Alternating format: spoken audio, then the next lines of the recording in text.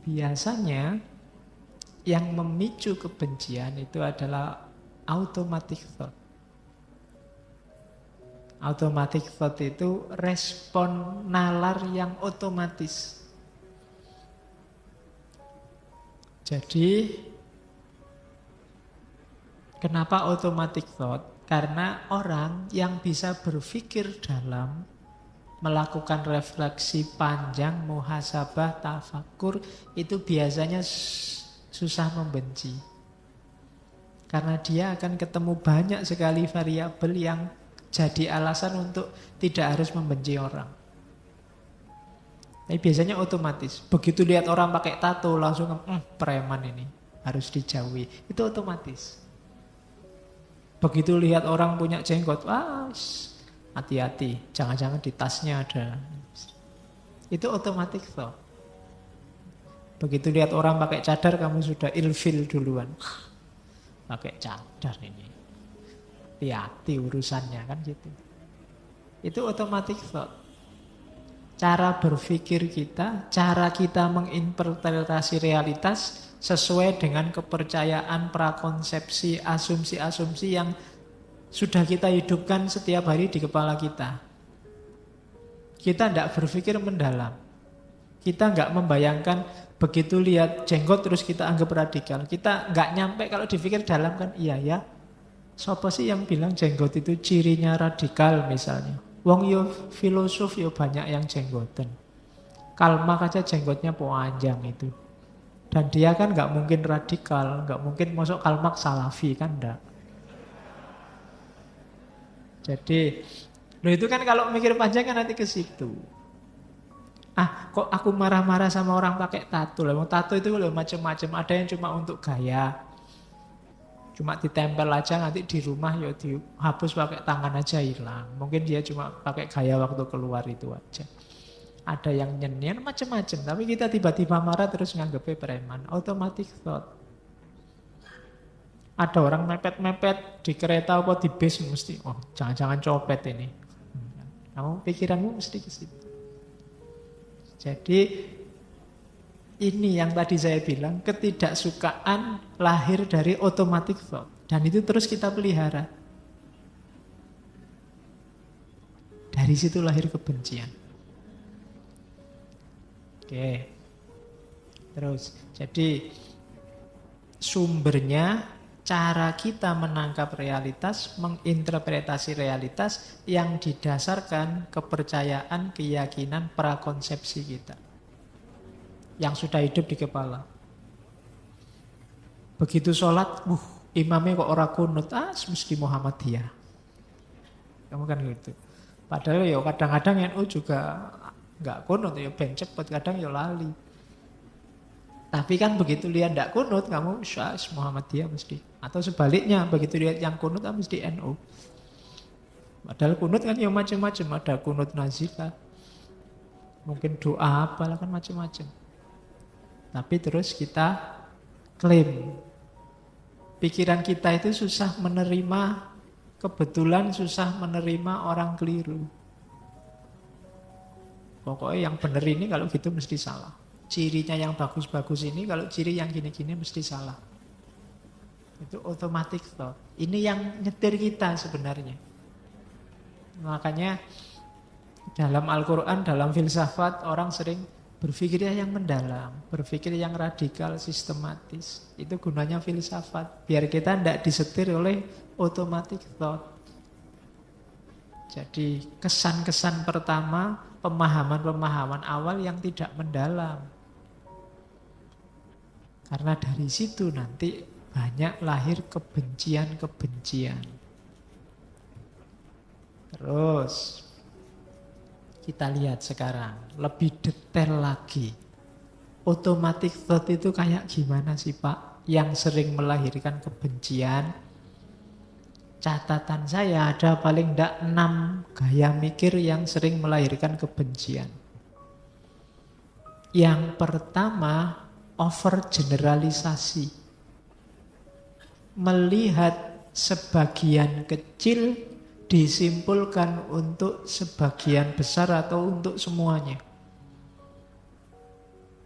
melihat misalnya orang sarungan itu cenderung malas. Terus kenapa? Temanku itu loh yang sarungan tiap hari kelesetan nonton TV karena dia sarungan. Terus digeneralkan semua orang sarungan itu ndak aktif mesti malas. Itu overgeneralisasi. Bule itu baunya ndak enak. Itu mungkin kamu kebetulan jajar sama bule yang ndak mandi seminggu.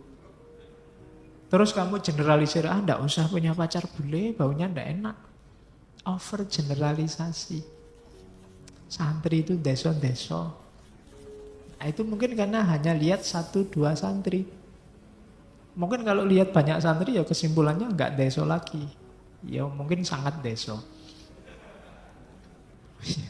Itu kan namanya overgeneralisasi. Jadi dari bagian kecil disimpulkan semuanya. Yang kedua, read the thought. Itu kadang-kadang kita merasa bisa baca pikirannya orang.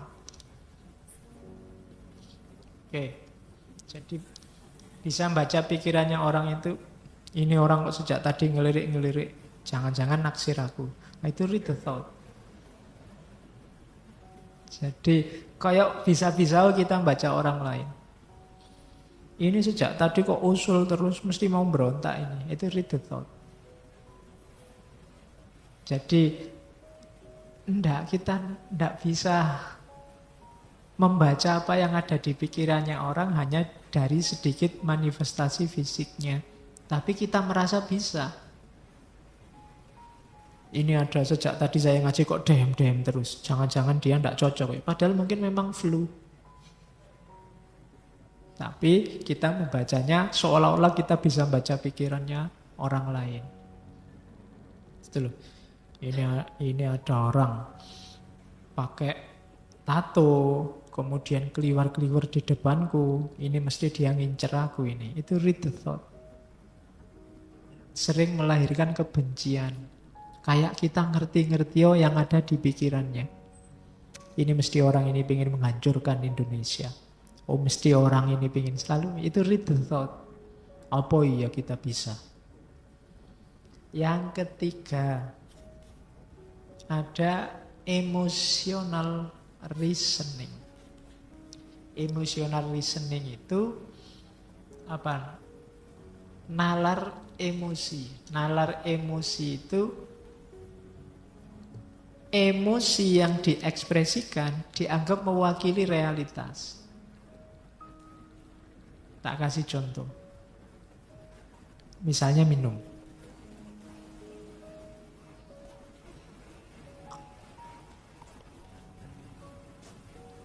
Terus saya bilang, nggak enak gini tehnya ya. Loh, contoh, jangan. Gue tak mire sedih. Iya, nanti tak mire gelo istigawe kayak kok rapi enak. Terus kita, alah kok nggak enak gitu ya. Loh, emosiku ini, terus kamu pahami berarti tehnya memang nggak enak. Padahal itu cuma kesanku saja. Bisa jadi kesanmu beda. Itu emotional reasoning namanya. Jadi menganggap anggapan emosional seseorang, tanggapan emosional, itulah kenyataannya. Kamu belajar filsafat, terus pusing. Alah Pak, pening aku Pak, membingungkan filsafat itu. Lah itulah kamu. Kalau saya kan enggak. Loh iya kan? Tapi terus banyak orang anggap filsafat itu membingungkan. Jadi tanggapan emosional 1-2 orang dianggap itulah realitasnya. Jadi emotional reasoning namanya. Ini juga sering memicu lahirnya persepsi kebencian. Terus ada lagi namanya customization. Ini sama. Menganggap yang kecil jadi sebab. Peristiwa itu kan sebabnya banyak biasanya. Tapi kita anggap satu sebab inilah yang jadi sebabnya. Itu customization. Misalnya ada orang menganggap bahwa peradaban ilmiah Islam itu jatuh karena kritiknya Ghazali pada filsafat. Padahal kalau kita mau jeli, tidak mungkin lah hanya gara-gara 1-2 kitab peradaban ilmiah Islam sepertiga dunia ini bisa jatuh. Pasti banyak variabel yang lain. Mungkin umat Islamnya sendiri juga jadi lemah, mungkin karena kekuasaan politiknya juga ambruk, mungkin umat Islam sedang dijajah di mana-mana, variabelnya banyak. Cuma orang cenderung kemudian melihat satu variabel saja, yaitu tulisan Ghazali. Itu namanya customization. Melihat satu sebab dari sebenarnya banyak sekali sebab dari satu peristiwa. Lahirnya terorisme itu mungkin sebenarnya sebabnya tidak tunggal. Jadi kalau mau diberantas tidak bisa dilihat satu sisi, pokoknya orang yang jadi teroris harus dibunuhi semua. Mungkin perlu melipir, jangan-jangan sebabnya banyak.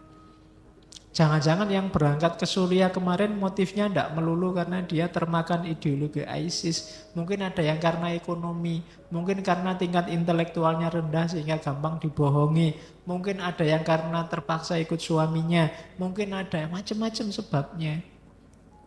Biar tidak customization, analisisnya harus lebih holistik. Gitu. Oke, jadi itu contoh. Gagasan customization ini sering menyederhanakan persoalan, kemudian melahirkan kebencian.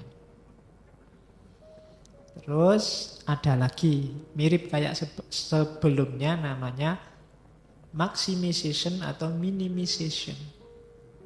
Membesar-besarkan hal kecil atau mengecil-ngecilkan hal besar.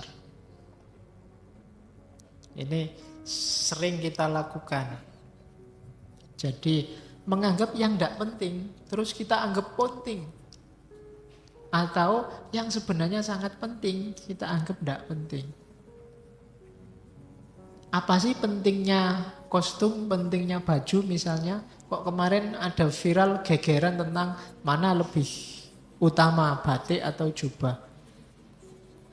Terus kita tawuran berhari-hari itu kan gara-gara bahas batik atau jubah. Itu mungkin maximization. Atau jangan-jangan kita sering juga minimization. Ini penting loh, tapi terus bagi kita tidak penting makanya terus tidak viral. Kita harus jeli. Cara berpikir ini juga sering melahirkan kebencian. Ada juga yang catastrophic thinking. Biasanya orang yang gampang panik. Catastrophic thinking itu orang yang sebenarnya itu sepele sekali, tapi bagi dia luar biasa. Orang yang katastrofik itu biasanya hal-hal kecil membuat dia panik luar biasa. Misalnya, kalau di situ tak kasih contoh, ibu-ibu itu sekarang sedang fobia, kena kanker, kena apa gitu kan. Mungkin ada yang ngecek, meraba dadanya, loh kok ada benjolan ini? Belum periksa, belum apa. Waduh, jangan-jangan kena kanker aku. Waduh, kena kanker berarti sebentar lagi mati aku. Waduh, tiap hari terus. Jadi sudah stres kayak orang mau mati. Itu catastrophic thinking. Tiba-tiba mungkin ya, ada santri ngaji, tiba-tiba pakai cadar. Belum ada yang ini. Misalnya, mungkin karena pilek atau apa terus pakai cadar. Kamu yang agak fobia dengan itu, dulu kok ada yang pakai cadar? Wah, ini sudah disusupi garis keras ini. Wah, terus kamu gelisah luar biasa, ndak kerasan ngaji. Ini harus sudah mulai dibubarkan ngaji ini, sudah jadi radikal ini ngaji ini. Cuma gara-gara lihat satu teman putri yang pilek terus pakai cadar. Padahal dia cuma pilek biasa, misalnya. Itu catastrophic thinking. Gampang panik. Tiba-tiba ada temanmu kos, ada kamar kosong sebelah, tiba-tiba yang nyewa kos-kosan itu orangnya jenggotnya panjang, pakai jubah. Oh, kamu panik mikir enggak karu-karuan. Jangan-jangan ini sebentar lagi ngerakit bom, terus kos-kosanku dibom misalnya. Itu catastrophic thinking. Gampang panik. Gitu loh. Pikirannya panjang. Ada temennya satu wisuda, waduh jangan, kok aku belum ya Pak, nanti jangan-jangan aku tinggal sendiri nggak lulus-lulus, waduh nanti kuliahnya ikut sama adik kelas, waduh udah pikirannya. Sumpah karepe dhewe. Itu catastrophic thinking. Ini juga sering melahirkan persepsi kebencian. Jadi hati-hati dengan 6 gaya mikir ini. Overgeneralisasi, read the thought, merasa bisa membaca pikirannya orang padahal ya bukan peramal. Ya kan? Emotional reasoning. Tanggapan subjektif dianggap mewakili realitas. Itu emotional reasoning. Customization. Satu sebab dianggap mewakili semua sebab. Maximization atau minimization. Hal penting yang dianggap tidak penting atau sebaliknya hal tidak penting yang dibesar-besarkan dianggap penting. Dan yang terakhir, catastrophic thinking. Untuk menghindari ini tetap solusinya berpikir hati-hati, sistematis dan dalam. Biar tidak gampang ketipu, tidak kesusu komentar. Kalau ada yang masih belum jelas benar. Dicermati dulu duduk persoalannya. Hari ini kita terlalu agresif komentar sehingga masalah yang biasa jadi luar biasa, akhirnya yang penting-penting kelewatan. Umatnya nggak tambah cerdas, tambah pinter debat, ilmunya nggak tambah, kemampuan gegerannya yang tambah. Argumen sana dibawa ke sini, sini dibawa ke situ terus. Nah, maka hati-hati dengan ini. Overgeneralisasi, read the thought, emotional reasoning, customization, maximization, minimization, dan catastrophic thinking.